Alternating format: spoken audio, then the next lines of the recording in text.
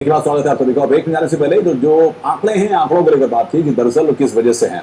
गणेश यादव हमारे साथ हैं मुंबई से। गणेश, किस तरह से देखेंगे? कल तो आपके साथियों ने एक जो लिखा हुआ था उसके चलते एक रेस्टोरेंट को बंद करवाया था, लेकिन जो आंकड़े अब सरकार ने दिए हैं उस पर क्या कहेंगे?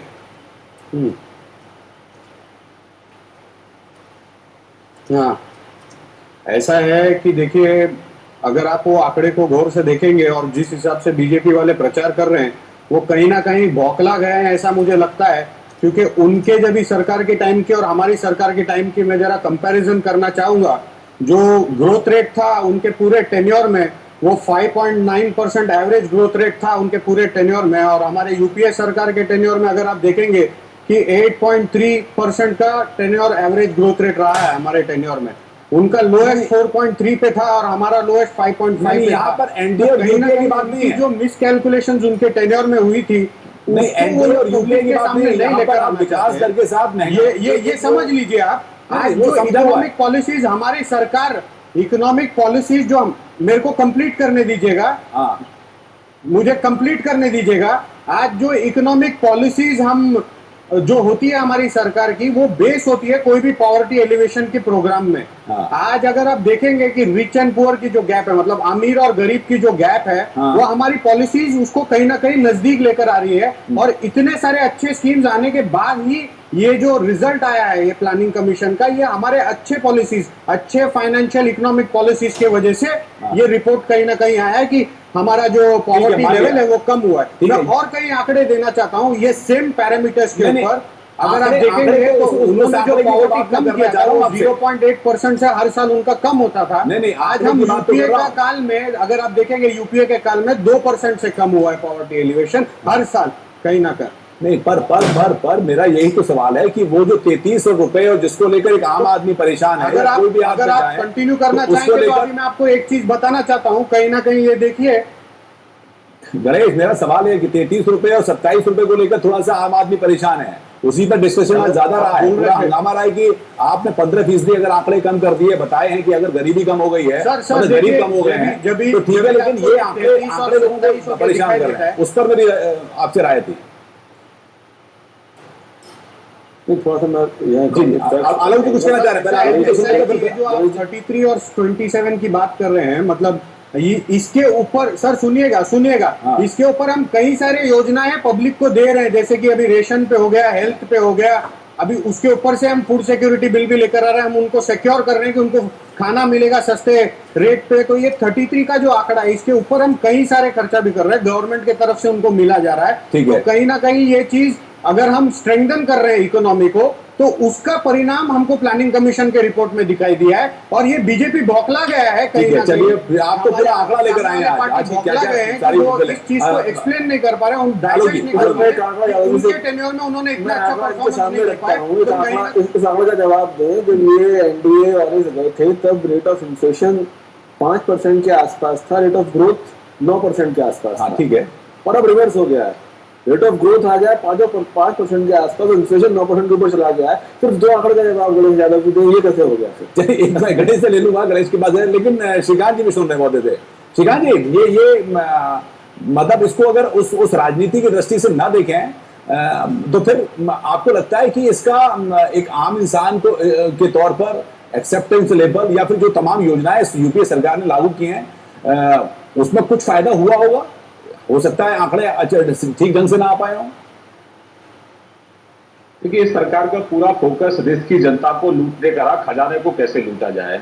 इस कांग्रेस के कहीं ना कहीं मैनिफेस्टो में आम आदमी के लिए जगह ही नहीं थी। जब ये वोट मांगने जाते हैं तब इनको आम आदमी की याद आती है। कांग्रेसियों की आदत है कि झूठ बोलो, रोज बोलो, जोर से बोलो, तो कम से कम उनको लगता है कि उनकी झूठ स्थापित हो जाएगी। दुर्भाग्य है कि प्रधानमंत्री के नीचे प्लानिंग कमीशन आज गलत आंकड़े दे रहा है। जो आंकड़े 2014 में आने थे वो तो आंकड़े 2013 में आ गए, यानी कि 2 साल पहले इन्होंने जल्दबाजी की, कहीं ना कहीं आंकड़ों में उलझाना चाहते हैं। ये जो मुंबई से जो मित्र जुड़ रहे हैं वो फैक्चुअली गलत आंकड़े दे रहे हैं। हमारे टाइम पे इन्फ्लेशन कभी नहीं बढ़ा। हमारे टाइम पे 100 रुपए किलो दाल नहीं बिकी, 50 रुपए किलो चीनी नहीं बिकी, हमारे टाइम पे 80 रुपए किलो प्याज नहीं बिकी, 60 रुपए किलो टमाटर नहीं बिका। श्रीकांत जी आपको याद दिला देता हूँ, आपकी सरकार प्याज के भाव पर चुनाव हार गई थी, दिल्ली में हार गई। इसलिए ये सब बातें, ये इन्फ्लेशन में बढ़ा या कांग्रेस पार्टी की ये राजनीतिक चाल है या कांग्रेस पार्टी झूठ बोल रही है, इसको मच्छी बाजार मत बनाइए यार, आप चर्चा को थोड़ा स्वस्थ रखिए, बीच में क्या आप क्यों कर रहे हैं आप? आपका मौका आएगा बोलने का, जी श्रीकांत जी देखो, देश को बीच में इंटरप्ट मत करिए, देश को गुमराह करना आप अंतिम चरण में है। आज सब कुछ आपको याद आ रहा है, फूड सिक्योरिटी बिल भी आप याद कर रहे हैं आज की डेट में, आंकड़े भी आप गलत दे रहे हैं।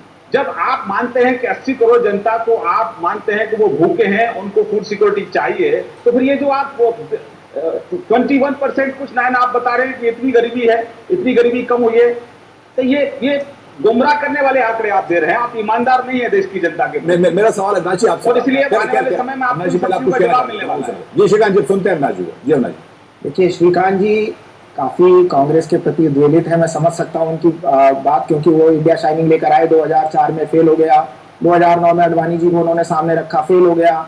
अब उनकी खुद की पार्टी का विश्वास क्योंकि मोदी जी पे इतना नहीं जम पा रहा है, तो ये सब बातें कि कांग्रेस अंतिम चरण में है, कांग्रेस आईसीयू में है, कांग्रेस कहाँ है, वो जनता के बीच में है। और 2014 में यह तय हो जाएगा कि जो आंकड़े हम दे रहे थे वो गलत थे कि सही थे, ये सब 2014 में देश की जनता तय कर देगी। अभी कर्नाटक में उन्होंने तय कर दिया कि जो आंकड़े आप आज तक बताते आए, 1,86,000 करोड़ रुपए, 5 लाख रोज खर्च करें तो 1,000 साल में खत्म होंगे, ये सब कर्नाटक की जनता ने आपको बता दिया कि बेल्लारी में ज्यादा हुआ कि दिल्ली में ज्यादा हुआ।